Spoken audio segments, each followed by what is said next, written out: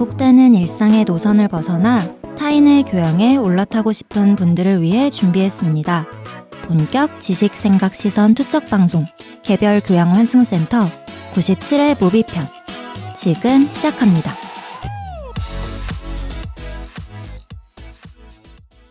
안녕하세요. 안녕하세요. 반갑습니다. 자기소개를 하고 시작을 해보겠습니다. 저는 정치사회와 문화 콘텐츠를 좋아하는 장빈둥입니다. 다양한 문화를 넘나들며 공연과 미디어의 세계를 탐방하고 있는 유랑킴입니다. 세상 모든 비주류와 마이너 감성을 좋아하는 허유생입니다. 문화와 예술을 즐기는 따뜻한 인상주의자 김슨트입니다. 반갑습니다. 반갑습니다. 오늘은 저희가 공지할 게 있어가지고 원래 후원과 댓글을 읽는 시간인데 네. 특별한 시간입니다. 네. 저희가 늘 그렇듯이는 또 아니죠. 작년에 했던 것과 같이 네. 올해도 이제 이벤트를 열어보려고 하는데 네. 왜 이벤트를 열죠? 그런 어색함 다 알면서 그런 거 하지 마십시오. 저희는 이번에 2주년 특집 이벤트를 또 진행하게 됐습니다. 와. 저희가 1년을 또 버텼어요. 이야, 이건 얼마나 축하할 일입니까 이게. 네. 맞습니다. 바로 또 직전에 네. 저희가 징징대는 에피소드를 징징댔다뇨? 올린 바람에 네. 많은 분들이 벌써부터 응원을 해주시고 계시잖아요. 맞아요. 그 네. 팟캐스트 편 말하시는 거죠? 네, 맞습니다. 기분이 너무 좋아졌습니다. 네. 이 기세를 이어가지고 저희가 이벤트를 진행을 해볼 건데 작년에 참여하셨던 분들께서는 조금 어느 정도 방식을 이해하실 것 같은데 네. 상세한 거는 제가 팟빵 공지창에 올려드리겠지만 저희 에피소드 내에서도 한번 말씀을 드려야 될 것 같아서 오늘 이 시간을 활용해서 얘기를 드리겠습니다. 네. 일단 저희의 2주년 이벤트는 7월 7일 토요일부터 8월 5일 토요일까지 4주간 진행이 되고요. 네. 이제 청취자분들께서는 공지에 적혀있는 서식에 맞춰서 저희의 질문에 답변을 적어주시면 될 것 같습니다. 네. 저희 4명의 패널이서 좀 고심 끝에 3가지 질문을 준비했습니다. 뭡니까? 네, 그래서 첫 번째는 시즌2 한정으로 해가지고 저희가 진행했던 특집 중에 가장 흥미로웠던 특집을 골라주시면 됩니다. 서식에 보시면 제가 특집을 쭉 늘려놓을 거라서 이 중에 하나만 선택해 주시면 될 것 같고 네. 두 번째로는 패널별로 가장 인상 깊었던 에피소드가 무엇인지 이것도 골라주시면 될 것 같습니다. 네. 저희가 고민을 하다가 그냥 가장 인상 깊었던 에피소드를 뽑아달라라고 하면은 네. 이제 특정 패널한테 쏠릴 수 있다라는 좀 위험성이 있기 때문에 네. 누군가 소외받을 수 있다. 특히나 왜 제가 승트님 조금 보면서 얘기하세요? 무서워. 누군가 소외받을 수 있다라는 네. 생각 때문에 네. 공정하게 패널별로 하나씩만 꼽아주시면 좋을 것 같습니다. 네. 첫 번째 질문과 두 번째 질문의 차이를 한번 짚어주셔야 될 것 같아요. 저희가 이제 특집을 4주 주기로 진행을 하잖아요. 네. 뭐 예를 들어서 저번 특집은 미래편이었고 네. 그 전 특집은 뭐였죠? 괴담. 괴담편이었고 뭐 네. 이런 식으로 컨셉에 맞게 진행을 하는데 아무래도 저희가 어느 정도 이후부터는 그 특집을 기획한 사람이 있었기 때문에 네. 이거를 골라주시면 그 1등을 한 기획자가 굉장히 뿌듯해하지 않을까 해가지고 만약에 뽑아주시면 저희가 이후에 또 다른 에피소드를 구성할 때 또 다른 특집을 구성할 때 참고할 지표가 될 것 같아서 이렇게 여쭤본 거고 네. 1번 문항은 그러면 그 대주제를 말씀하시는 그쵸, 거죠? 그쵸. 그 다음에 이제 2번 문항의 에피소드는 뭐 예를 들어 팟캐스트 편이 가장 좋았다. 뭐 예시가 마음에 안 드는데요? 빈둥의 에피소드 중에서는 팟캐스트 편이 가장 좋았다. 네. 혹은 뭐 유생님의 에피소드에는 폐업 편이 가장 좋았다. 뭐 나머지 두 분도 하나씩 있겠죠. 그래서 최소 하나씩 만에 하나 청취자분 본인께서 나는 쓴트님의 에피소드 중에 하나는 절대 못 꼽겠다. 절대 꼽을 수 없다. 네. 2개 이상 꼽고 싶다. 그럼 하셔도 됩니다. 다만 네. 아무것도 안 뽑는 패널은 없도록 이렇게 양해만 해주시면 골고루 분배를 해주시면 네. 좋겠다라는 말씀을 드리고 마지막 문항 있습니다. 네. 개교환센의 매력이 무엇인지를 써주시면 좋을 것 같습니다.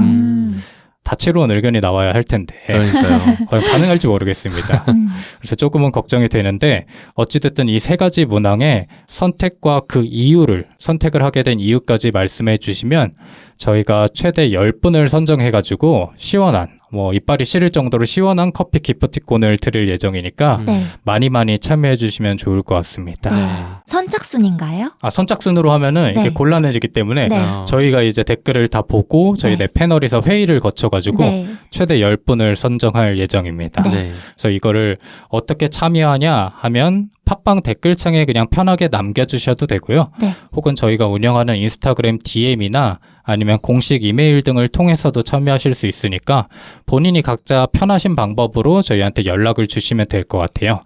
그리고 작년과 다르게 이제 그런 분들도 계시거든요.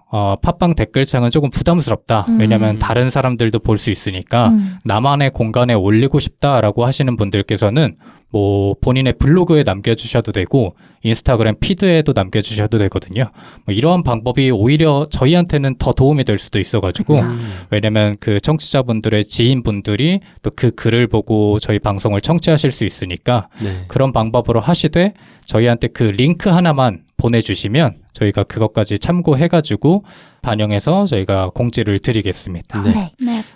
참여를 해주시겠죠? 많은 네. 분들께서? 많이 참여 해주셨으면 바랍니다. 좋겠습니다. 네. 1주년 때 한번 해봤잖아요. 네. 그때 엄청 걱정했었는데 음. 그때 많이 참여해주셨어가지고 네. 2주년 때도 전 기대가 됩니다. 맞습니다. 저는 2주년이라서 오히려 걱정이 되는데 괜한 걱정이겠죠? 그럼요. 원래 걱정 많으시잖아요. 맞아요. 저 걱정으로 가득 차 있습니다.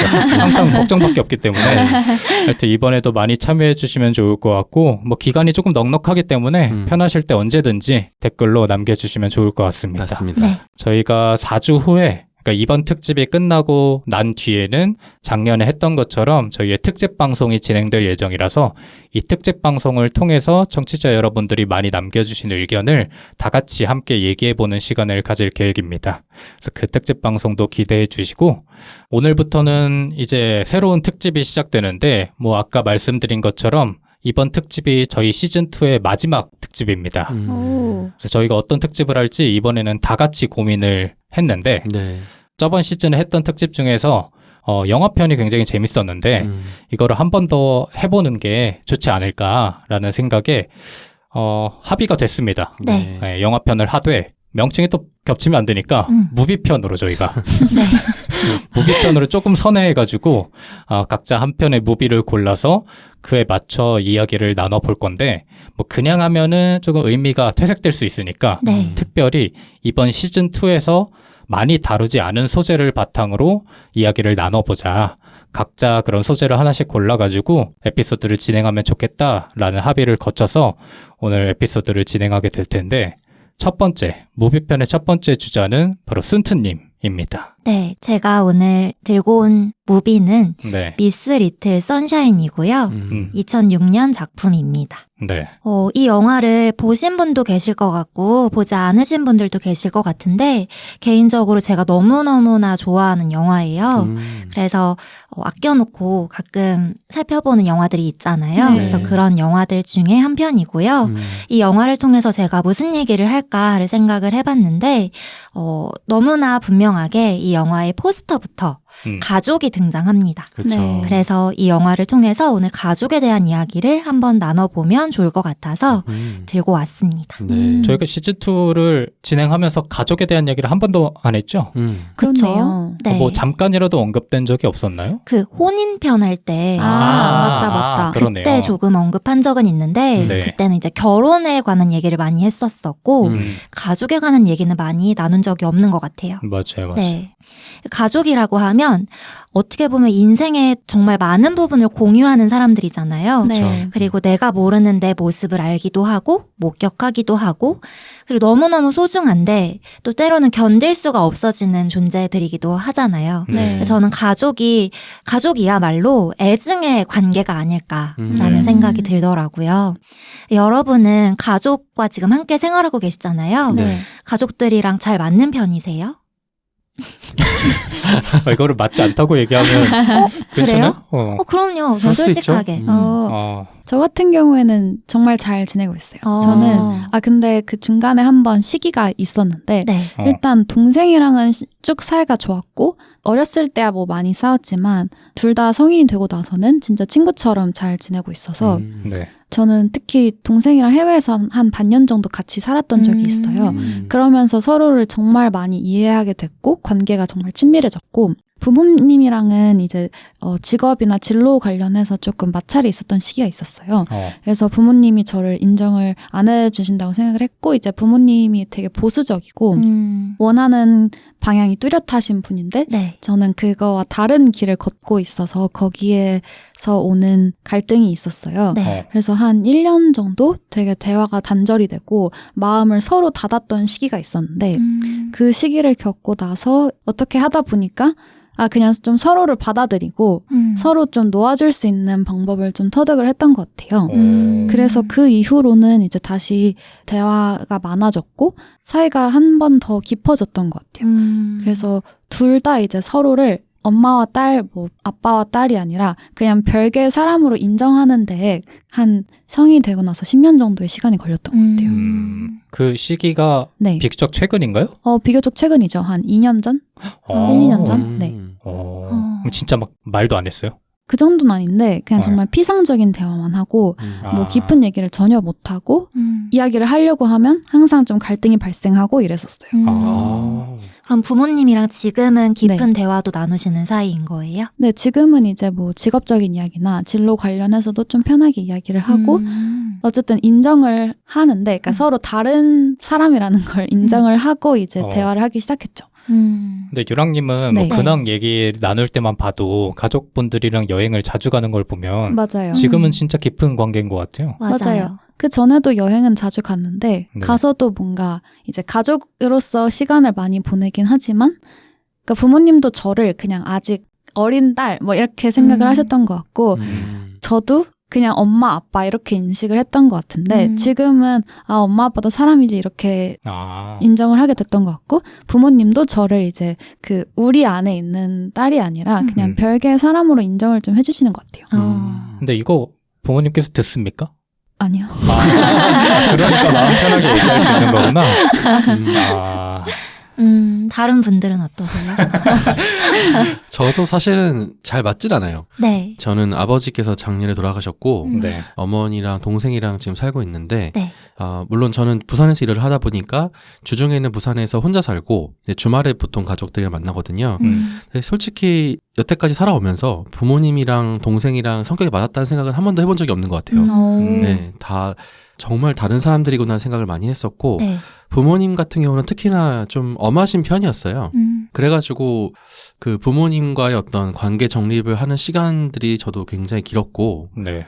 부모님이 한 사람의 인간이구나, 저 사람도 한 남자 한 여자구나라는 거를 알아채기까지 굉장히 오랜 시간이 걸렸거든요. 네. 네, 하여튼 저만의 일련의 시간을 거치고 나서 좀 받아들임이 있었지만 어쨌든 솔직히 지금도 맞지는 않습니다. 맞지는 않는데 그냥 가족이기 때문에 어느 정도 맞춰가며 살고 있는 것 같아요. 인정해가면서 그냥 그렇지 엄마는 이렇지 뭐 동생이 이런 사람이지 이렇게 생각하면서 불만도 있고 솔직히 마음에 안 드는 부분도 너무 많은데 그냥 어쩌겠습니까? 가족인데 뭐 이렇게 살고 있는 거죠. 유생님 가족분들이 들으시나요? 안 듭니다. 안 들으십니다. 듣는 가족이 없네? 순트님 가족 들어요? 저희 가족은 들어요. 그러면 오늘 솔직하게 얘기 못하는 거 아닙니까? 근데 네. 뭐 솔직하지 못할 이유도 없어서 네. 그래요? 네. 들으세요? 빈둥님은? 네? 들으세요? 몰라요. 하는지 모르시는 거죠? 어렴풋이 제가 알고? 모릅니다. 그분들이 들으시는지 제가 하고 있는 거를 아는지 모르는지를 몰라요. 따로 말씀을 안 드렸어요? 그렇기도 한데 기본적으로 대화가 없습니다. 저희 집은 대화가 없는 집이기 때문에 네. 저희 집이라고 하면 좀 그렇고 제가 대화가 없는 사람이고 집 안에서는 네. 그래서 오늘 좀 얘기할 게 네. 좀 애매합니다. 근데 그래요? 그렇게 대화를 안 하게 된 계기가 있으셨나요? 아니면 그냥 원래 성격적으로 좀 그러신 편인 거예요?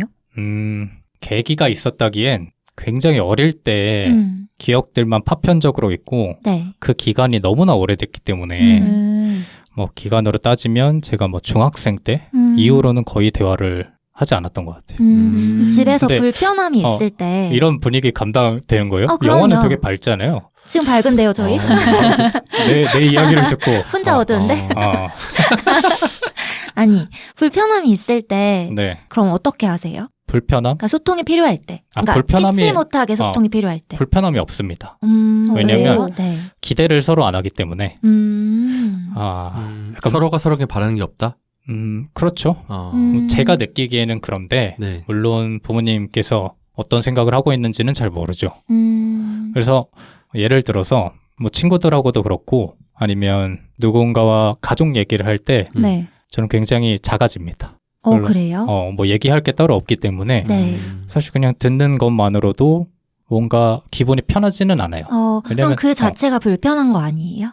그 자체, 그 그런 얘기 감정의 자체가. 자체가. 맞아요. 가족을 생각하면 불편한 감정이 크죠. 왜냐하면 분명히 나도 아니까. 그러니까 지금 이렇게 관계가 옳은 관계는 아니라는 거를 스스로 아는데 그 기간이 너무 오래 지속되다 보니까 네. 이거를 바꿀 만한 용기도 없고 의지 자체도 사실 없다 보니까 꾸준하게 이어지고 있는 게 아닌가? 네. 그렇다고 뭔가 아예 관계가 단절되거나 싸우거나 이런 관계는 또 아니거든요. 네. 그냥 뭐 얼굴 보고 대화는 안 하지만 인사 정도는 하는. 그럼 뭔가 변화의 계기가 있다면 그걸 받아들일 마음은 있으신 거예요? 사실 자신이 없어요.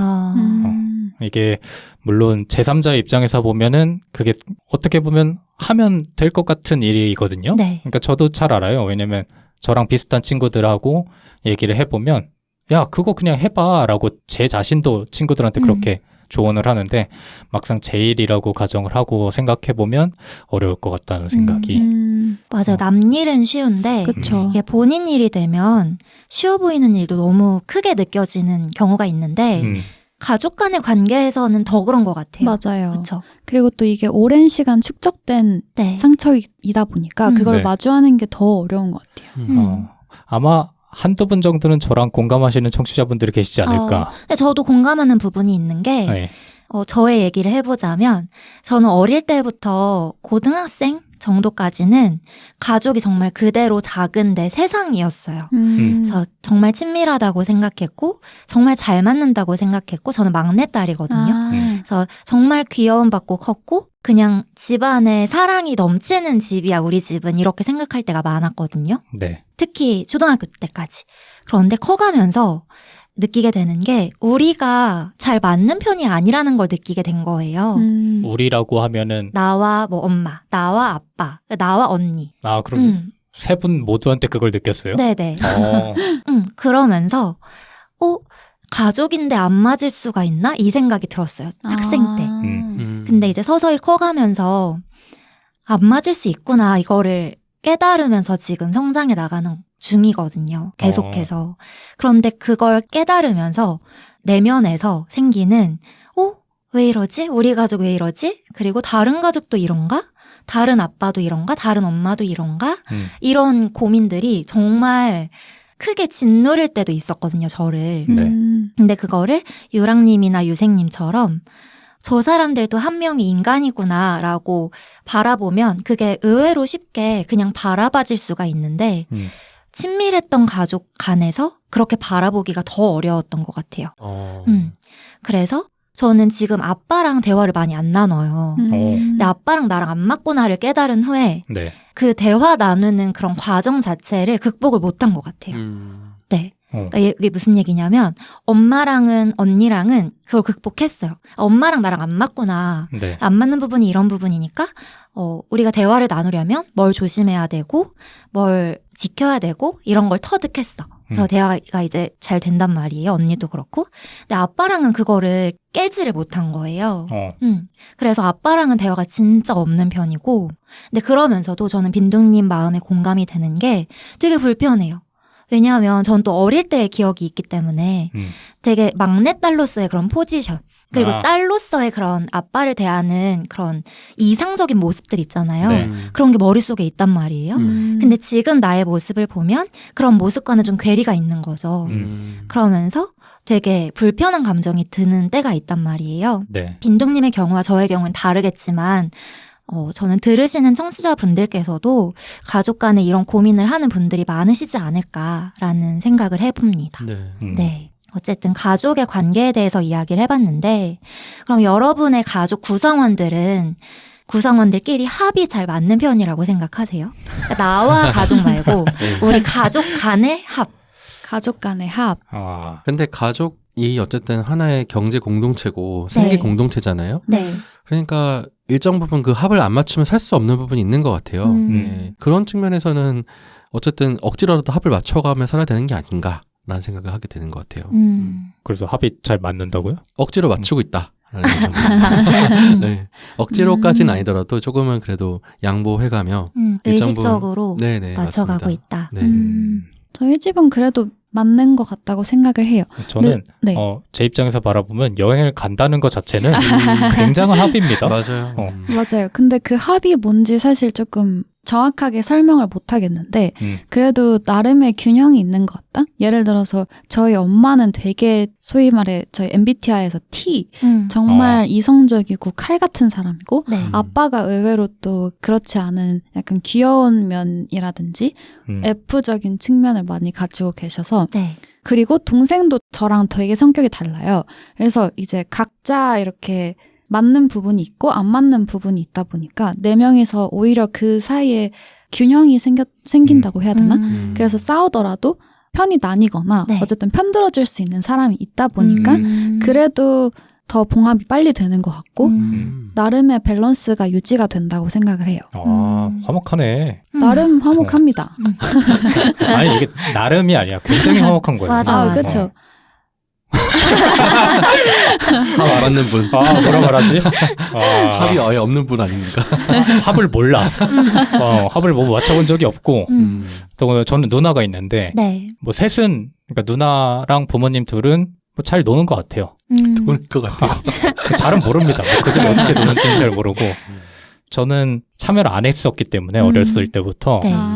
사실 뭐 어떤 합이 뭔지도 잘 모르겠고 합이라는 거를 가족 간의 합이라는 거는 유랑님처럼 주변에 이제 가족과 관계가 좋은 친구들을 보면서 오히려 배우는 편이고 사실 그런 게 없었으면 제 주변에 그런 친구들이 없었으면 네. 저는 미디어를 통해서 화목한 가족들을 보잖아요. 네. 거짓말이라고 생각했을 것 같아요. 저런 거는 환상 속에나 존재하는 거지 이렇게 생각했을 것 같은데 주변의 친구들 중에서는 진짜 그런 친구들이 꽤 있더라고요. 그래서 뭐 부러운 감정도 있지만 부러움보다는 뭐랄까 내게 아닌 것 같은 느낌이 요새는 더 많이 드는 것 같습니다.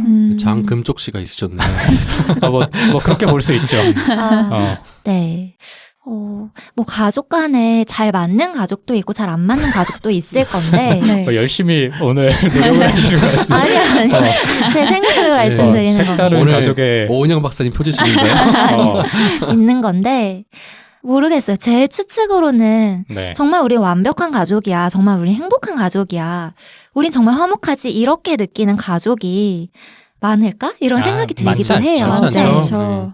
톨스토이가 썼던 안나 카레리나라는 소설이 유명하잖아요. 네. 거기 첫 문장이 이거거든요. 모든 행복한 가정은 서로가 엇비슷하지만 불행한 가정은 제각기 나름대로의 불행을 안고 있다. 네. 그래서 저는 그 대문 열면은 사연 없는 집이 없다고 하잖아요. 네. 그것처럼 가족들은 다 나름의 불행이 있지 않나 싶습니다. 예. 맞습니다. 행복하기만 한 가정은 없는 것 같아요. 근데 네. 그런 면에서 저는 요즘 미디어에 아까 방금 잠깐 언급하셨지만 금쪽이라든지 그런 좀 가족 간의 불화를 다루는 방송이 많아지는 게 오히려 더 반가운 현상인 것 같아요.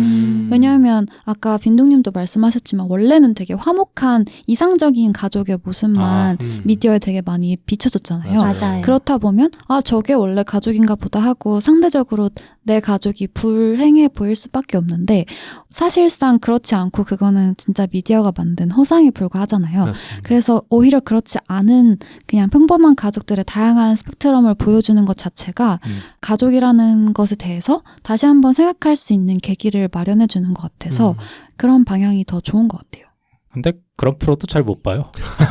그러니까 보기 힘들죠. 사실. 보기 힘들고 맞아요. 맞아요. 뭐 행복한 가정을 다루는 슈돌이라든지 네. 슈퍼맨이 돌아왔다라든지 뭐 옛날에 아빠 어디가 같은 것도 못 보지만 그런 프로도 사실 제 모습을 보는 것 같은 느낌이 들어서 네. 사실 보기가 힘들죠. 그래서 요새는 가족 이데올로기라고 일을 할 정도로 네. 가족이라는 게 만들어진 허상 같은 개념이고 네. 어떻게 보면은 뭐 1인 가족 이런 것도 많이 늘어나고 있으니까 전통적인 가족관 자체가 잘못된 게 아니냐 이런 주장을 하시는 분들도 많죠. 네. 맞아. 네. 그래서 가족을 생각하면 네. 답답한 사람도 있고 행복한 사람도 있고 제각기인데 그럼에도 우리는 가족이라는 그 울타리로 묶여 있잖아요. 네. 그래서 그 안에서 누군가 위기를 겪을 때 그 가족이 힘을 모으기도 하고 뿔뿔이 흩어지기도 하고 하는 게 가족인데 그 가족을 다룬 이 영화가 저는 많이 좋았던 이유가 이 영화를 보면 정말 제각기 다른 사람들이 나와요. 정말 이상한 사람들이 나오고 정말 이상한 가족이라는 생각이 드는데 보고 있으면 정말 많이 웃게 되고 편안해진단 말이에요. 네. 그래서 자꾸자꾸 보게 되고 이 영화가 좋아졌단 말이에요. 네. 그래서 가족의 의미가 과연 뭘까를 생각하게 되는 영화라는 점에서 이 영화를 오늘 이제 본격적으로 이야기 나눠보도록 하겠습니다. There is a message on the machine. Something about little Mrs. Sunshine. Little Miss Sunshine? Yeah. What? Remember when Olive was runner-up in the regional Little Miss Sunshine? That's the girl who won had to forfeit her crown. I don't know why, something about diet pills, but anyway, now she has a place in the state contest in Redondo.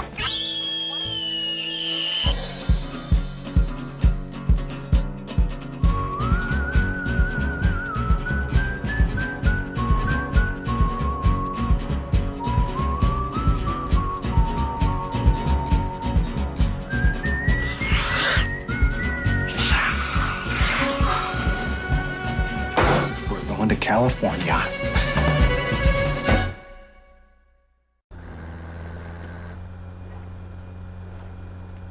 Where's Olive? Oh! No one gets left behind! No one gets left behind!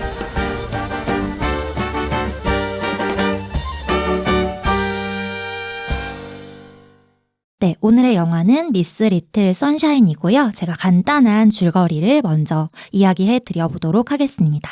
근데 오늘 뭐 스포가 들어가는 거죠? 네, 스포가 들어가는데 네. 제가 줄거리를 말씀드리다가 중간에 멈출 거예요. 예. 그럼 만약에 들으시고 이 영화 보고 와야겠다는 생각이 들으시면 거기서 멈추시고 보고 다시 와주시면 좋을 것 같고요.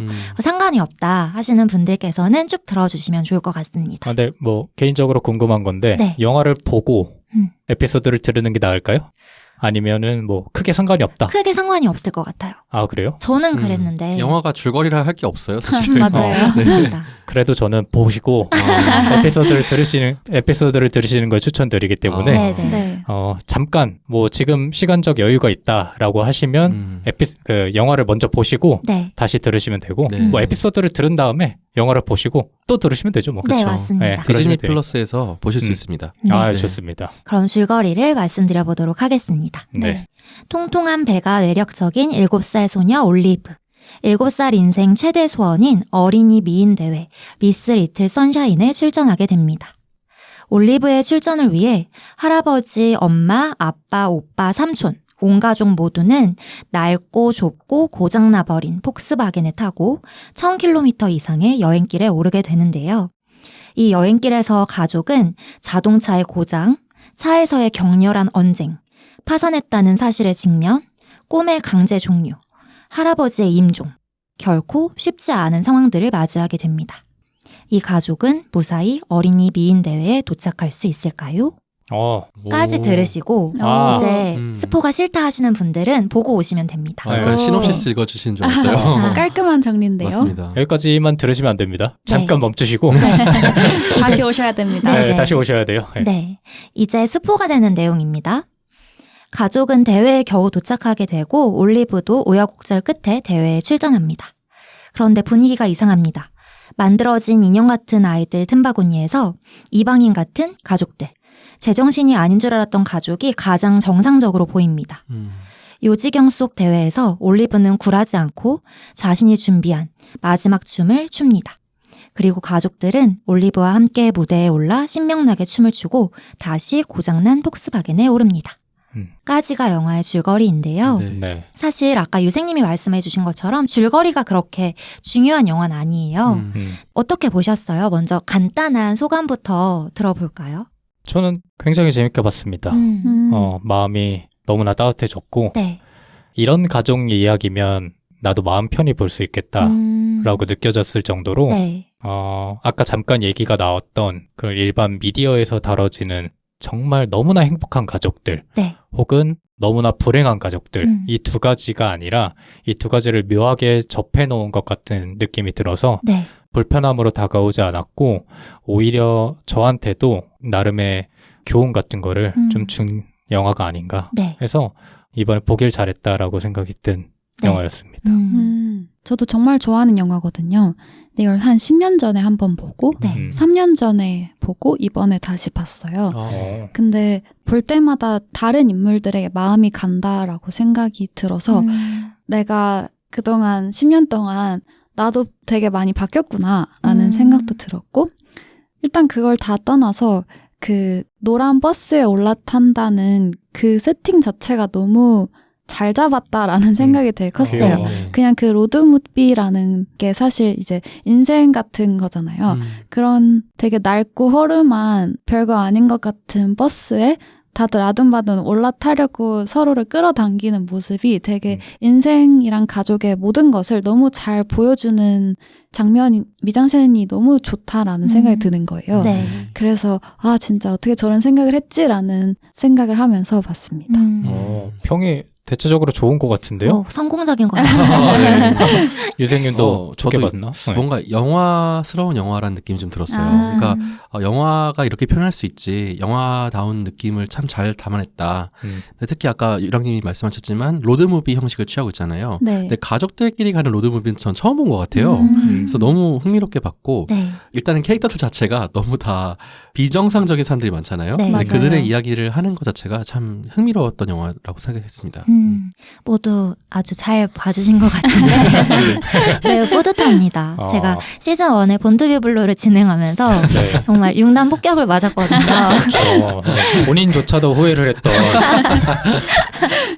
네, 그런데 이번 영화는 다들 좋게 보신 것 같은데 네. 이 영화의 장르를 보면 코미디, 드라마, 모험이거든요.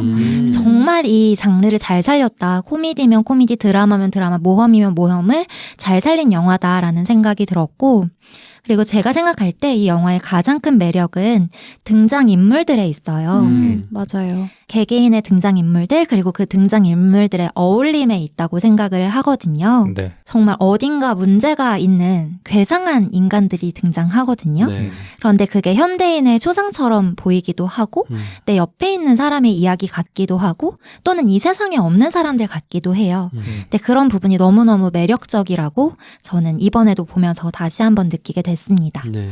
그래서 오늘은 영화에 대해서 이야기를 할 때 이 괴상한 가족의 6 등장인물에 초점을 맞춰서 이야기를 해보도록 하겠습니다. 네. 첫 번째 등장인물은 바로 올리브입니다. 이 올리브에 대한 소개를 간단히 해드리면 이 아이는 미인대회에 정말 나가고 싶어하는 아이예요. 그런데 배가살이 통통해요.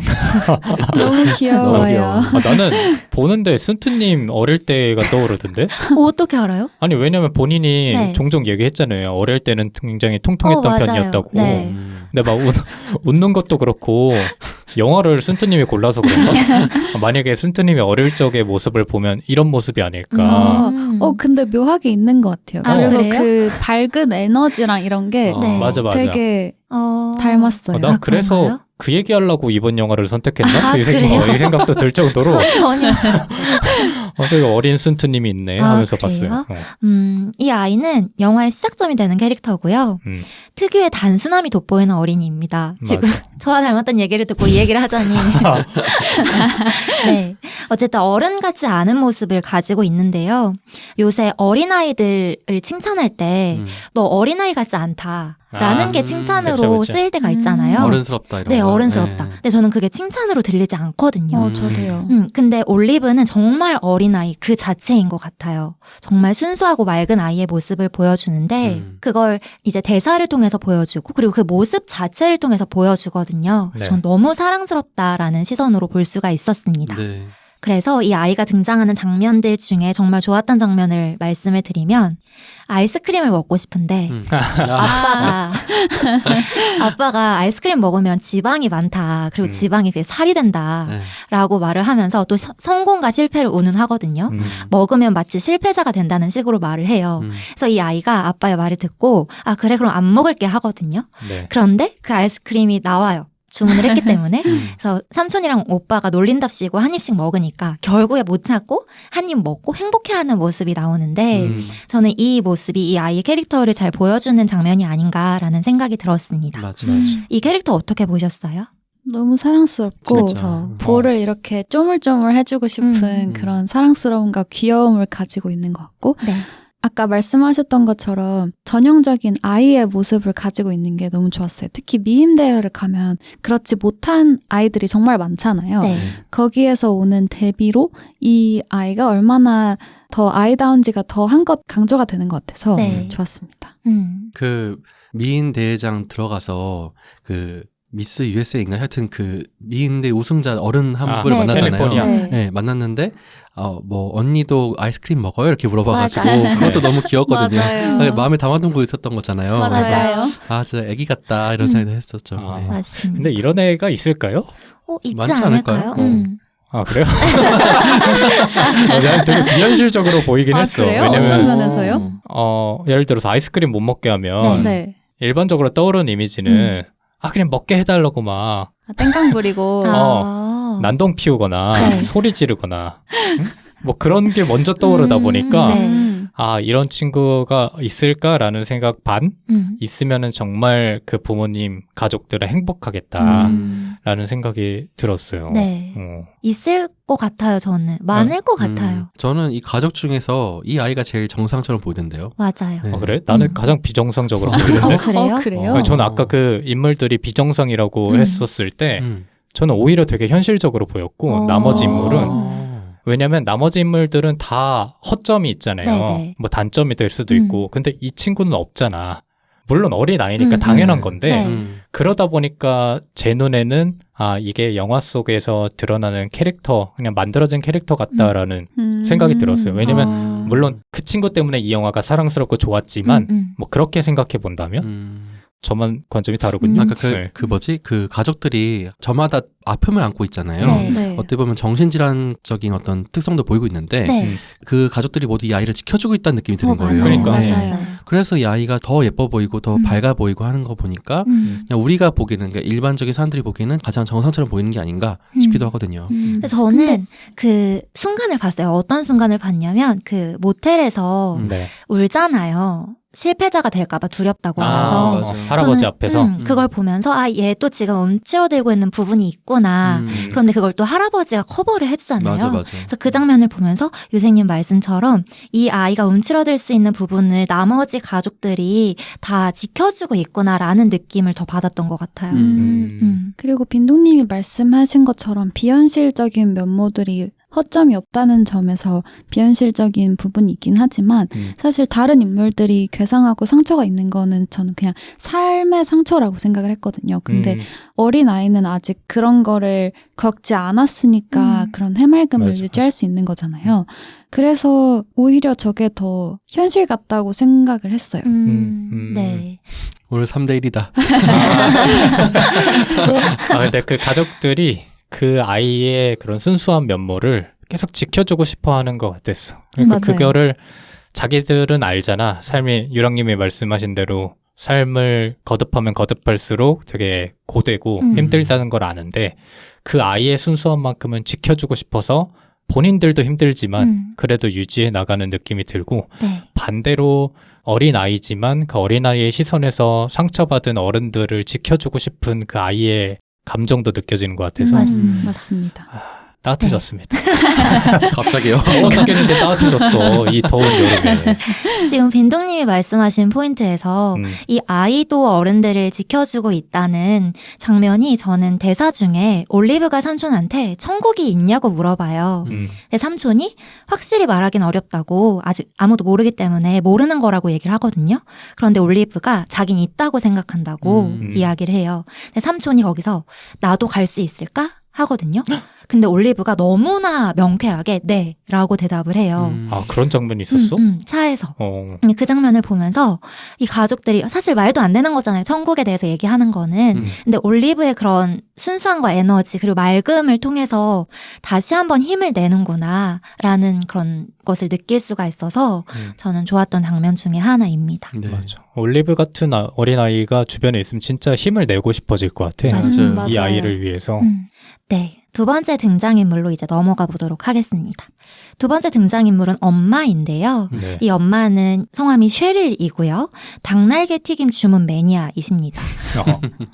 이 엄마는 올리브를 존중해주는 모습을 보여주는데 사실 들여다보면 올리브뿐만 아니라 가족들을 좀 존중해주는 역할로서 등장해요. 네. 그런데 저는 표현에 있어서는 좀 아쉬운 인물이긴 하더라고요. 왜냐하면 가장 표현이 덜 되어 있어요. 맞아요. 근데 또 그 점이 우리 주변의 엄마들과 또 닮아 있어서 좋기도 하면서 아쉽기도 하면서 씁쓸하기도 한 감정이 들었어요. 이 엄마는 영화 속에서 끊임없이 가족들을 다독이는 역할을 해주시는데요. 혹시 인상에 남는 장면이나 뭐 대사나 그런 거 있으세요? 저는 악역인 줄 알았어요, 처음에. 아, 그래요? 왜냐면 네. 그 동생을 그 병원에서 퇴원하게 된 동생을 이렇게 네. 데리고 집까지 오잖아요. 네. 네. 근데 누가 봐도 이 동생이 자살 시도를 한 것처럼 처음에 묘사가 되니까 네. 뭔가 얘를 거두긴 싫은데 어쩔 수 없이 걷어야 하는 엄마의 그 누나의 입장처럼 느껴지는 거예요. 네. 왜냐면 그런 컨텐츠들이 많았으니까. 그래서 언젠가 동생을 버리거나 아니면 뭔가 사건이 이뤄지려나? 라는 식으로 처음에 오프닝을 지켜봤단 갑자기 말이죠. 스릴러로 가요. 뭐 줄거리를 안 보고 저는 봤거든요. 네. 그래서 뭐 가족 영화를 하길래 그런 부분의 가족 영화도 될 수 있겠다라고 봤는데 네. 그게 아니라 그냥 표현이 서툴 뿐이지 마음만은 정말 따뜻한 사람이다라는 게 내내 느껴지잖아요. 네, 네. 이 사람이 중심을 잡아주고 있으니까 나머지 가족들이 버틸 수 있는 거구나 라는 생각이 든 캐릭터였던 것 같아요. 네. 저는 한편으로는 좀 짠했어요. 왜냐면은 맞아요. 가장 현실적인 인물인 거예요. 네. 어떻게든 동생이 안 죽었으면 좋겠고 그러니까 데려와가지고 자기 아들이랑 같이 방을 쓰게 하고 그러니까 현실적인 조언들을 계속 해주고 현실적인 상황을 만들어가는 캐릭터잖아요. 네. 그런 의미에서 조금 저게 엄마지 맞다 이런 생각을 좀 했거든요. 그러니까 엄마들은 어쨌든 간에 이 가족을 잘 꾸리고 잘 굴러가게끔 만들려고 하는 그런 모습들 때문에 자기 생각이나 자기 감정 이런 것들을 드러내지 않고 한 번 드러낸 게 이제 집이 망했을 때잖아요. 네. 파산내 난 거를 알고 나서는 그 자기 남편한테 화를 내는 것 빼고는 별로 화도 안 내요. 이런 부분 보면서 진짜 엄마는 저렇지라는 생각하면서 좀 짠한 느낌이 좀 들었어요. 저도 너무 삶에 지쳐 있는 인물 같아 보여서 네. 어쨌든 일반적이지 않은 가족 멤버들과 함께 가족을 이루면서 살고 있고 근데 아까 빈둥님이 말씀하신 것처럼 그 안에서 중심을 잡으려고 노력을 하는 과정이 그 삶의 무게가 이 사람을 짓누르고 있는 것 같아 보이는 거예요. 근데 그런 와중에도 이제 꿈을 가지고 있는 올리브를 위해서 되게 무리해서라도 이 대회에 맞아. 나가려고 하는 모습이 되게 짠해 보였어요. 근데 나는 되게 대단해 보이던 그러니까 맞아요. 짠하기도 짠하면서 했지만 대단하죠. 대단함을 느낀 포인트가 뭐냐면 보통의 조금 억센 부모님 특히나 네. 엄마 캐릭터들은 네. 미디어 속 캐릭터들은 뭔가 되게 윽박지른 장면이 많아. 네. 하지마. 너 왜 그러니? 약간 이런 식으로 하다가 결국에는 단절까지 간단 말이죠. 근데 어느 정도까지만 하고 그치는 모습이 많이 나와요. 맞아요. 특히나 이 캐릭터는 예를 들어서 본인이 충분히 개입할 수 있는 사건임에도 불구하고 당사자 2명이 얘기하는 거를 존중해주는 장면이 많이 보이더라고요. 네. 예를 들어서 남편하고 동생이 이렇게 언쟁을 할 때도 뭐 결국에는 이게 화해를 하잖아요. 그럴 때 보면 뭐 뭔가 주도적으로 이렇게 나서기보다는 그냥 멀리서 상황이 좋아지고 있으면 그냥 옆에서 웃는 모습을 보여준다든지 아니면 가족끼리 농담하고 있을 때도 먼 곳에서 되게 흐뭇한 미소를 지은다든지 아니면 나아가서 그 아들이 좌절했을 때 그 잠깐 차에서 내려가지고 좌절했을 때도 뭔가 우리가 전형적으로 상상하는 엄마라면 어떻게든 해주려고 막 그러지 마 하면서 아들을 봉고차에 이렇게 던질 것 같은데 그게 아니라 나도 어떻게 해야 될지 모르겠어 라고 포기하고 한 발 물러서서 그냥 바라보는 모습이 저한테는 오히려 되게 대단하게 느껴졌고 맞아요. 그 점에서 매력적인 캐릭터가 아니었나 싶기도 하고요. 약간 관조적인 사람으로 나오죠. 약간. 네. 그래서 지금 이 갈등을 봉합하고 나아가야 되잖아요. 네. 그런 계기를 말해주는 캐릭터 같아요. 근데 네, 이게 네. 무관심해서 그런 게 아니라 그치. 아, 그쵸. 너무나 관심이 많고 잘 되고 싶은데 방법을 모르니까 빠지는 느낌인 거야. 근데 맞아요. 대부분의 사람은 방법을 모르지만 어떻게든 해보려고 막 하다가 부작용이 났는데 이 캐릭터는 그런 캐릭터가 아니어서 너무나 좋았습니다. 네. 그리고 그게 마음으로는 정말 지지하고 응원하고 있고 해결이 되기를 바라고 있다는 게 너무 드러나잖아요. 그렇죠. 그걸 대사 속에서도 여러 번 이야기를 하는데 자, 이런 말을 해요. 무슨 일이 있어도 우리는 가족이야. 그리고 무엇보다 중요한 건 서로를 사랑하는 거야. 그리고 엄마는 너희를 너무 사랑해 라는 말로 아이들한테 자기 마음을 표현하기도 하는데요. 제가 초반에 말씀드렸던 것처럼 분량상에 조금 아쉬운 부분이 있기도 하지만 그래도 그럼에도 표현이 잘 된 인물인 것 같아서 흥미롭게 바라볼 수 있는 인물이었습니다. 네. 다음 인물은 드웨인입니다. 그 공군사관학교 들어가서 시험 조종사 될 때까지 무건수행하겠다는 그 15살 오빠인데요. 이 오빠는 사춘기예요. 사춘기 소년한테서 느껴지는 그 특유의 오글거림과 네. 그 치기어림이 그대로 드러나거든요. 맞습니다. 네, 중2병. 딱 중2더라고요. 15살. 네. 그 처음에 등장할 때 벽에도 저는 무슨 달마도가 붙어 있는 줄 알았어요. 근데 나중에 삼촌 대사로 그게 니체구나라는 니체. 걸 알 수 있었거든요. 맞아요. 이렇게 약간 허세도 좀 있고 오글거림도 있고 자기만의 세상을 이제 좀 구축해 가려는 소년입니다. 네. 이 오빠는 이제 자기가 꿈을 이루기 위해서 말하기를 거부하는데 여행도 거부하다가 그 엄마가 학교 보내줄게 라는 말을 하시니까 정말 억지로 여행을 떠나게 되잖아요. 근데 이 여행길에서 자신이 생맹임을 알게 돼요. 그리고 이 생맹은 시험 조종사가 될 수 없다. 공군 사관학교에 갈 수 없다는 말을 듣고 좌절하는 모습을 보여주기도 합니다. 네. 그 장면에서 정말 폭발하거든요. 자기가 생맹임을 알고 달리는 차에서 그 사실을 알게 되자 차를 멈추고 들판 같은 데 뛰어가가지고 정말 폭발하는 듯이 화를 내는 장면을 보여줘요. 네. 그리고 그 장면에서 가족한테 못할 말도 합니다. 너네는 다 루저들이야 라고 하면서 이제 말을 퍼붓고 정직한 하는데 말 아닙니까? 정직한 말? 뼈를 때리죠. 근데 그 장면에서 이 오빠조차도 올리브한테만큼은 그러지 않더라고요. 맞아. 그리고 그렇게 폭발하다가도 금방 후회해요. 금방 후회해서 또 바로 죄송하다고 합니다. 네. 근데 저는 이 모습도 너무 현실적이더라고요. 맞아. 저도 이제 가족한테 화내고 나면은 맞아요. 돌아서면 후회하거든요. 그치. 내가 왜 그랬을까 하고 후회를 바로 하는데 바로 당장 사과할 때도 있지만 못할 때도 많잖아요. 맞아요. 근데 이 오빠는 깔끔하게 바로 사과를 합니다. 근데 그 장면에서 아까도 잠깐 얘기가 나왔지만 또 인상적이었던 거는 가족들이 묵묵히 기다려줘요. 그리고 동생인 올리브가 다가가서 어깨를 두드려 주거든요. 저는 이 장면도 매우 인상 깊었는데 네. 이 인물에 대해서는 어떻게 보셨는지 또 이야기 간단하게 나눠보도록 하겠습니다. 난 되게 멋지던데? 본인과 동일시하신 거 아닌가요? 아니 저는 감히 네. 올려다 볼 수 없을 정도로 멋있다고 생각을 했고 저는 저러지 못했거든요. 왜 멋있다고 생각했냐면 자기만의 선을 그래도 지킨 것 같아요. 저였으면 일단 여행 안 가고 네. 일단 난절인데 네. 이 친구는 그래도 했단 말이야. 물론 그런 조건들이 있었기 때문에 간 거지만 네. 그래도 가족한테 폭언을 한다거나 뭐 이러진 않았기 때문에 이러면 내가 폭언을 한 사람처럼 어쨌든 되게 멋있는 캐릭터고 미워할 수 없는 캐릭터다. 네. 특히나 올리브를 대할 때 그 오빠의 다정한 모습도 보여주고 따뜻한 마음도 보여주는 면에서 어떻게 보면 되게 어린 친구지만 본받을 점이 많다라고 느꼈던 것 같아요. 네. 그 무건수행을 한다는 그 설정 자체가 너무 사기였던 것 같아요. 근데 그런 인물이 이제 말을 입 밖으로 내뱉었을 때 힘이 있잖아요. 네. 그게 이제 이 인물의 마음을 너무 잘 드러내주는 것 같았고 그리고 마지막에 결국 그 올리브를 위해서 같이 춤을 춰주잖아요. 네. 저는 그 장면에서 가장 돋보였던 게 그 오빠였던 것 같아요. 그런 허세에 가득 차고 보여주는 게 너무 중요한 인물인데 사랑하는 동생을 위해서 거기에 같이 올라가서 그런 멋져 보이지 않은 춤을 출 수 있다는 게 맞아. 겉으로는 그렇게 가시를 세워도 안에는 얼마나 말랑한 사람인지를 보여주는 것 같아서 네. 진짜 미워할 수 없는 인물이라는 말이 딱인 것 같아요. 맞아요. 그 이 폴 다노의 연기를 저는 네. 제 취향이 아니었거든요. 네. 네. 약간 사이코 같은 캐릭터를 많이 네. 연기하잖아요. 맞아요. 근데 그게 너무 너무 굳어진 거야, 그런 이미지로. 그래서 어느 순간부터는 별로 기대가 안 됐었는데, 물론 옛날 영화긴 하지만 저는 제가 봤던 폴다노의 모습 중에서 가장 매력적이었고 정말 연기를 잘했다라고 느껴졌을 정도로 좋았어요. 맞아요. 그 체형부터 딱 그 시기 소년들의 맞아. 체형을 구현하고 있잖아요.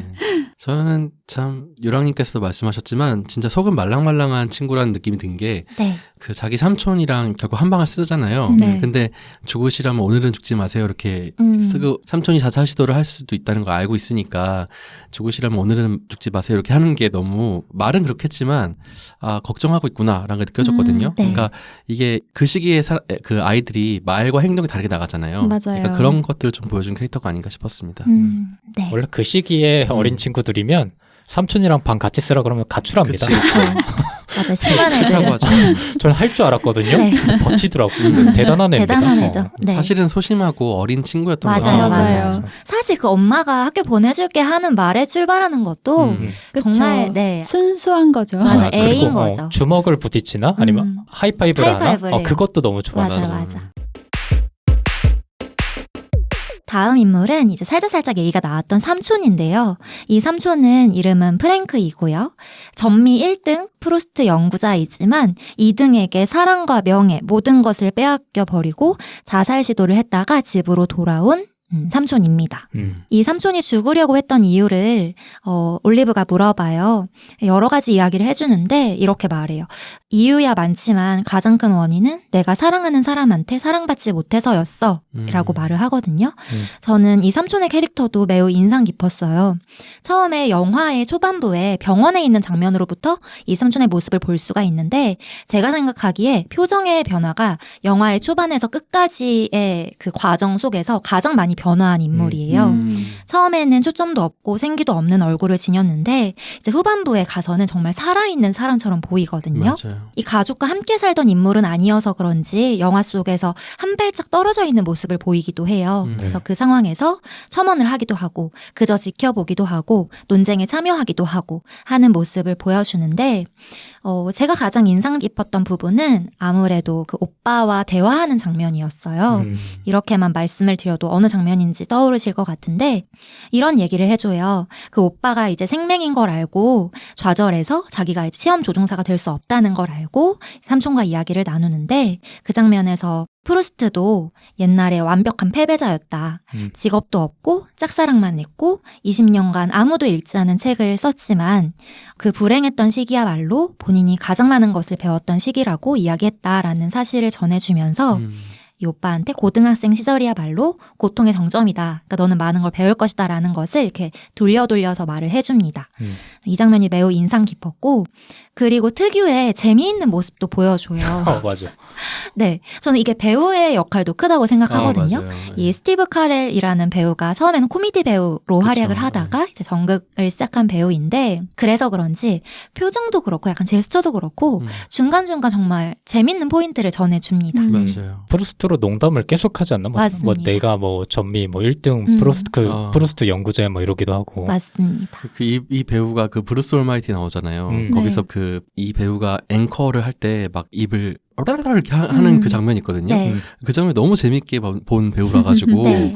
근데 이런 연기도 할 줄 아네 라는 생각이 들어가지고 되게 신기했어요. 네. 실제로 이 영화가 개봉됐을 때도 그런 반응이 있었다고 해요. 이런 연기도 할 줄 아는 배우구나 라는 반응이 있었다고 하고 또 살짝 벗어나서 얘기를 해보자면 스티브 카렐은 그 폭스캐쳐라는 영화에서 정말 연기력을 폭발시키거든요. 그래서 관심이 또 있으시다면 그 영화도 보시는 것도 추천드립니다. 네. 이 인물에서 저는 이 장면도 되게 재밌었어요. 그 할아버지가 차를 타고 가다가 이 삼촌한테 휴게소에서 용돈을 주면서 성인 잡지 사오라고 하거든요. 근데 되게 진지해 보이는 인물한테 그 심부름을 시키면서 너는 이제 게이니까 남성종 잡지도 사도 돼 라고 해요. 그래서 전 당연히 안 살 줄 알았거든요. 그런데 나중에 그게 이제 발각되는 순간이 와요. 근데 뚝 땅에 떨어지는 잡지가 남성 잡지인 거예요. 맞아. 그래서 이 인물도 특이한 인물이구나, 평범한 인물은 아니구나 라는 생각을 했던 것 같습니다. 이 인물이 없었으면 할아버지가 너무나 더 이상한 캐릭터로 잡혔을 것 같은데 네. 어느 정도 받아주잖아요. 네, 네. 중간중간에 대화도 하고 그런 모습에서 그 할아버지의 케미를 보여주면서 할아버지라는 캐릭터도 더 살게 된 것 같아요. 맞습니다. 맞습니다. 네. 그리고 다음 인물은 리처드인데요. 절대무패 9단계 이론 8기에 실패한 성공 집착남 아빠입니다. 이 아빠는 계속해서 절대 무패 이론을 팔려고 해요. 그러니까 책으로 파는 거겠죠? 그런데 이게 그 영화가 진행되는 중간에 실패했다는 사실을 깨닫게 되고요. 네. 그리고 그 가족은 파산 상태에 이르게 되는데요. 이 아빠는 계속해서 도전하는 인물이에요. 그리고 실패했어도 도전하고 그 실패한 상황에서도 뭐라도 해보려고 계속 도전하는 부분이 저는 되게 인상 깊더라고요. 그래서 제가 이 영화를 처음 봤을 때는 이 아빠가 되게 비호감이었던 걸로 기억을 하거든요. 네. 그런데 이번에 볼 때 그렇게 짠해 보일 수가 없더라고요. 네. 그 딸이랑 아들한테 계속 성공에 대해서 말하거든요. 근데 그 성공이라는 게 사회적인 기준에서 본인은 아직 도달하지 못한 부분이잖아요. 네. 그런데 성공에 대해서 자꾸 얘기를 하고 할아버지랑 얘기하고 딸이랑 얘기하고 가족들이랑 얘기를 하면서 이 성공의 의미가 뭘까에 대해서 다시 한번 생각해보게 하는 인물입니다. 그 영화 속 대사에서도 말하지만 이 영화에서 말하는 성공은 결코 경제적인 성공이 아닐 거라는 생각이 들었어요. 네. 그 인물들의 말을 빌려서 얘기해보자면 계속 도전하는 거, 그리고 패배자가 되지 않게 계속해서 일어서는 거, 포기하지 않는 거, 이게 성공이 아닐까라는 생각이 들었고 그런 면에서 이 아빠는 성공을 하고 있는 게 아닌가라는 생각이 들기도 했습니다. 그런데 이게 외부적인 시선에서 봤을 땐 책을 내서 성공시키고 유명한 사람이 되고 이 이론을 팔고 이런 게 성공이잖아요. 네. 그래서 그런 사회 속에서 눌려있는 인물이 아닌가라는 생각이 들었는데 어떻게 보셨어요? 저는 아빠도 그렇고 삼촌도 그렇고 올리브를 통해서 가장 많이 성장한 인물이 그 둘이었을 것 같다고 생각을 했어요. 네. 둘 다 1등이라든지 그 성공이라는 그 키워드에 되게 잡혀서 사는 인물들이었잖아요. 네. 근데 올리브는 어떻게 보면 통상적인 의미에서의 그 1등을 하지는 못했지만 자기 방식으로 우승을 하는 거잖아요. 그러면서 성공이라는 게 뭔지, 도전을 한다는 게 뭔지에 대해서 그 두 인물도 되게 많이 생각을 했을 것 같아요. 그래서 맞아. 어떻게 보면 관객들은 사실 삼촌이나 아빠 같은 삶을 살아오거나 그런 목표를 지향했을 확률이 더 높은데 이제 올리브를 통해서 그것만이 다가 아니다라는 생각을 하게 되는 거잖아요. 그런 이입할 수 있는 여지를 가장 열어주는 인물들이 아니었나 싶어요. 근데 이제 어머니 캐릭터 같은 경우는 네. 이제 가족들의 멘탈 케어를 막 해주고 네. 현실적인 부분들, 그러니까 그 디테일한 면들을 잡아주는 캐릭터라면은 네. 이 아버지는 결국에는 가장 중요한 순간에 결정을 내려서 네. 뚫고 나가는 역할을 또 하잖아요. 맞아요. 그러니까 본인은 성공에 집착하고 그런 것처럼 보이지만 그것들이 아예 어떻게 보면 무가치한 게 아니라는 게 느껴지는 게 어쨌든 중요한 순간에 가족에게 닥친 역경을 헤쳐나가게 만드는 캐릭터라는 의미에서 되게 잘 잡은 캐릭터라는 생각이 좀 들어요. 네. 저는 이 캐릭터가 왜 매력적이었냐면 네. 주변에 사람이 있어 일단. 네. 그러니까 이 캐릭터가 말짱 꽝이었으면 애초에 가족도 없었을 거고 가족이 있다고 하더라도 사실 말도 안 되는 얘기를 계속 하잖아요. 네. 그리고 분위기 파악을 못하고 그런데도 계속 지지해주는 아내가 있다는 것, 그리고 그런 본인을 사랑해주는 딸이 있다는 거, 그리고 본인이 정말 힘든 상황이 닥쳤을 때 본인한테 응원을 건네주는 아빠까지 있다라는 점에서 이 캐릭터가 갖고 있는 매력이 있었기 때문에 주변 사람들이 따르지 않았을까. 근데 그게 뭘까라는 생각을 계속 하면서 보게 됐는데 네. 그게 저는 마지막 장면에서 나왔다고 생각을 해요. 네. 마지막 장면에서 딸이 그렇게 대회에 나가서 누구보다 1등을 하길 원했던 아빠가 먼저 나서서 딸한테 대회를 참여하지 말라고 맞아요. 아내한테 이렇게 부탁을 하는 장면이 이런 모습이 있었기 때문에 주변에 사람이 늘 있었고 지지해주는 사람이 있었구나. 누군가의 눈에는 부족해 보이는 아빠지만 그 가족 내에서는 정말 힘이 되는 아빠고 나아가서 발전하려고 하는 모습을 계속 보이는 매력적인 캐릭터구나라는 게 보여서 느껴져가지고 이 캐릭터를 보면서도 많이 배웠던 것 같아요. 맞습니다. 그리고 이 아빠가 정말 굴하지 않는 캐릭터구나라는 걸 알 수 있는 게 그 9단계 이론을 내세우거든요. 성공하려면 1단계부터 9단계까지 이뤄야 된다라고 계속해서 이야기를 하는데 본인이 책 팔기에 실패한 다음에 그 친구한테 뭐라고 말하냐면 이게 6단계야 라고 하거든요. 너무 유쾌하더라고요. 그래서 너무 재밌게 본 캐릭터입니다. 네. 마지막 인물은 할아버지입니다. 이 할아버지는 헤로인 중독으로 양로원에서 쫓겨났는데 또 헤로인 과다 복용으로 세상을 떠나게 되시죠. 네. 영화의 중간에 그래서 퇴장하게 되시는데요. 어떻게 보면 영화를 닫는 역할도 해주세요. 왜냐하면 올리브가 그 미인대회 무대에서 이제 춤을 추게 되는데 그 춤이 할아버지와 함께 준비한 춤이었고 19금 댄스입니다. 네. 이걸 할아버지가 알려주신 거죠. 그래서 영화 속에서 이렇게 표현이 돼요. 특이한 삶을 사셨지만 누구보다 가족을 사랑하신 분이라고 표현을 하는데 그걸 살펴볼 수 있는 대사들도 있었고 그리고 누구보다 올리브를 사랑스러운 눈길로 바라보신다는 면에서 정말 이 가족을 사랑하고 계시는구나 라고 느낄 수가 있었습니다. 마지막으로 이 캐릭터에 대해서 어떻게 생각하시는지 들어보도록 할게요. 사실 제일 비정상적인 사람이잖아요. 네. 마약 중독에다가 어떻게 보면은 그 마지막에 올리브에게 알려준 춤도 상식선에서는 좀 뭐야라고 느낄 좀 수밖에 없는데 미화된 측면이 있어. 그렇죠. 그러니까 그냥 진짜 저런 일이 일어났다면은 저 미친 거 아니야라는 그쵸, 생각했을 것 같아요. 아동학대죠. 근데 그 할아버지도 그렇지만 그 할아버지를 보듬어주는 가족이 저는 너무 좋았던 것 같아요. 네. 그러니까 그런 할아버지더라도 우리에게는 소중한 사람이고 할아버지도 우리를 사랑하고 있는 거 알고 이런 것들을 가족이 느끼고 있다는 것 자체가 네. 이 영화가 주는 메시지라는 게 결국 가족은 서로의 허물을 덮어준 존재구나 라는 거를 드러내기 위해서 있어야 됐던 캐릭터가 아닌가 싶습니다. 저는 이 영화에서 한 장면만 뽑으라면 네. 할아버지가 아들한테 이렇게 위로해주는 그 장면이 너무나 좋았고 그 장면이 특히나 좋았던 이유는 아들이 정말 짜증나는 상황이잖아요. 네. 네. 원하는 대로 안 되고. 근데 옆에서 누가 조언하면 더 짜증나거든. 근데 할아버지가 그렇게 평소에 장난이 많던 말도 안 되는 소리만 하던 아빠가 본인한테 이렇게 조언을 해주는 걸 또 받아들이잖아요. 네. 그 장면이 너무나 아름다워 보였어. 그래서 그 할아버지가 평소에도 지킬 거는 지키고 할 땐 하는구나. 뭐 그 성적인 얘기를 하다가 네. 그 올리브가 이렇게 헤드폰을 벗으니까 뭐 정치 얘기하고 있었다고 맞아요. 그렇게 넘기잖아요. 네. 이런 모습이 이 할아버지의 매력 포인트가 아닌가. 굉장히 매력적인 캐릭터였고 네. 좋았습니다. 네. 맞아요. 그리고 표현하는 방법은 좀 서툴거나 비상식적이어 보일 수도 있지만 그 코어에는 너무 따뜻한 마음이랑 사랑이 자리 잡은 게 보이기 때문에 네. 더 사랑스러워 보이고 그 이상한 모습마저도 좀 귀엽게 볼 수 있는 것 같아요. 네. 이렇게 6 인물들을 살펴봤는데 이 6 인물이 사실 이 영화의 전부라고도 할 수 있을 것 같아요. 네. 간단하게 어떤 인물이 가장 좋으셨는지 한 명씩 꼽아보도록 하겠습니다. 빈둥님? 나는 한 명 뽑기가 되게 어려운데. 그래도 딱 한 명 뽑자면? 다 좋았는데 드웨인. 폴 다노. 네. 가장 매력적인 가장 매력적인 게 너무 많은데. 그래요? 폴 다노. 폴 다노. 드웨인. 드웨인. 드웨인이 가장 귀여웠다. 네. 그 모습이. 유랑님은요? 저도 한 명만 뽑기 너무 어려운데요. 왜냐하면 네. 그 각자가 부족한 모습들이 있기 때문에 서로가 너무 잘 맞고 균형을 잡아주는 거잖아요. 맞아요.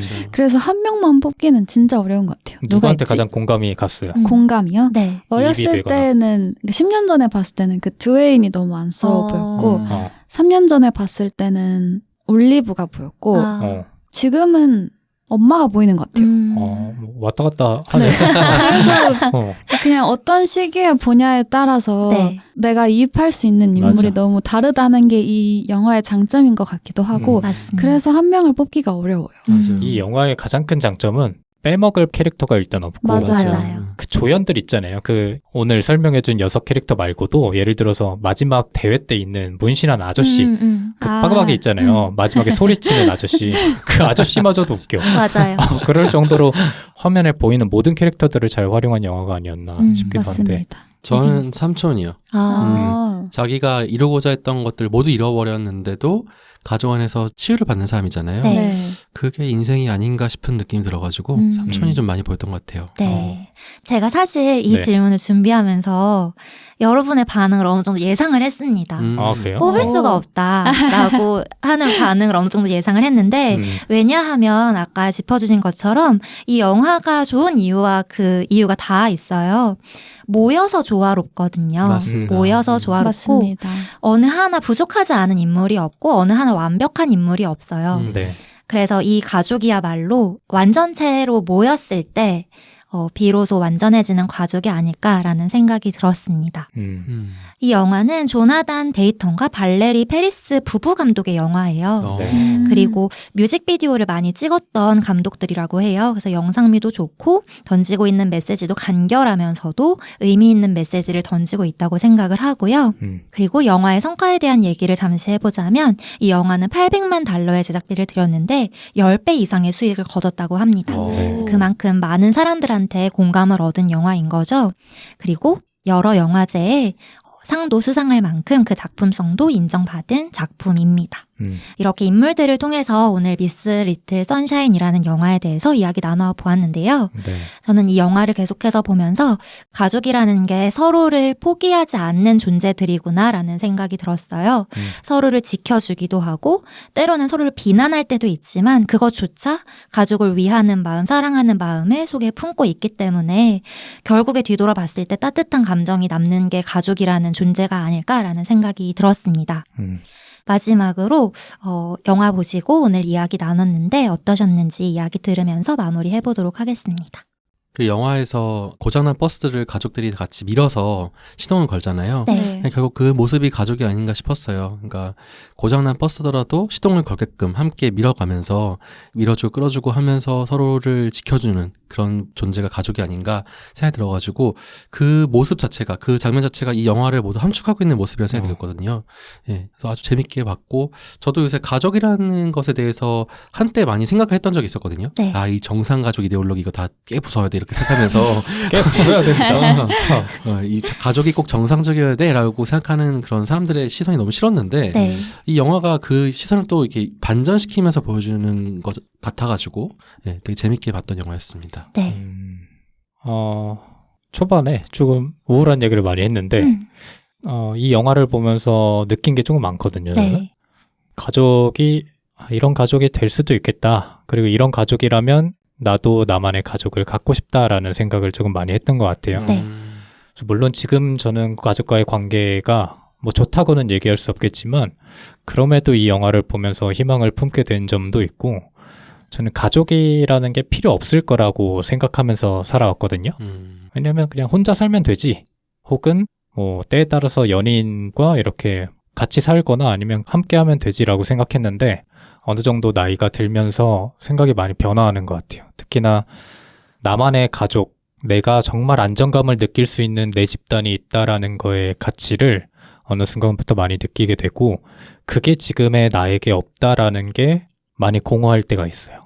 그래서 언제가 될진 모르겠지만 뭐 지금의 가족한테 한 발 더 다가갈 수 있는 일이 만약에 일어난다면 그 계기 중에 하나가 아마 이 영화가 되지 않을까라는 생각을 하면서 봤기 때문에 저한테는 아주 의미 있는 영화로 앞으로도 남을 것 같다라는 생각을 했습니다. 뿌듯합니다. 진트님 덕분이죠, 뭐. 네. 저도 너무 좋아하는 영화에 대해서 같이 이야기를 나눌 수 있어서 좋았고 되게 반성을 많이 했던 것 같아요. 저도 가족들이랑 너무 잘 지내고 있지만 되게 소홀했던 순간도 있었고 마음을 닫았던 시간도 있었는데 어떻게 보면 그런 시간 속에서 부모님도 그렇고 동생도 그렇고 서로를 이해하고 보듬어 주려고 노력을 했구나라는 생각을 뒤늦게야 좀 하는 것 같아요. 그래서 앞으로도 계속 그렇게 하면서 이제 삐걱거리더라도 버스 안에 있었던 가족들처럼 그렇게 살아야겠다라는 생각도 들었고 나도 저런 나만의 가정을 꾸리고 싶다라는 생각도 동시에 들었던 것 같아요. 그래서 오랜만에 다시 보면서 너무 좋았습니다. 네. 만족하십니까? 만족합니다. 네. 그래서 엉망진창이지만 너무 사랑스러운 이 가족을 보면서 우리 가족도 엉망진창일지라도 서로를 그래도 사랑스럽게 바라보면서 그래도 우린 가족이야 라는 생각을 할 수 있었던 영화였고 네. 들으시는 분들도 영화를 보신다면 그런 생각을 하시면 좋지 않을까라는 생각을 해봤습니다. 이 영화의 계절적 배경이 여름 아닌가요? 여름입니다. 딱 네. 지금이네요. 그렇습니다. 너무 좋은 영화니까 네. 많이 보셨으면 좋겠고 뭐 보시기 전이나 보신 다음이나 저희 에피소드와 함께 또 이 영화를 즐기면 더더욱 좋지 않을까라는 생각이 든 에피소드였습니다. 네. 끝낼까요? 네. 그럼 오늘 저희의 무비편 첫 번째 에피소드는 여기서 마치도록 하고 저희는 다음 주에 또 다른 영화로 또 다른 무비로 찾아오도록 하겠습니다. 고생 많으셨습니다. 감사합니다. 감사합니다. 감사합니다.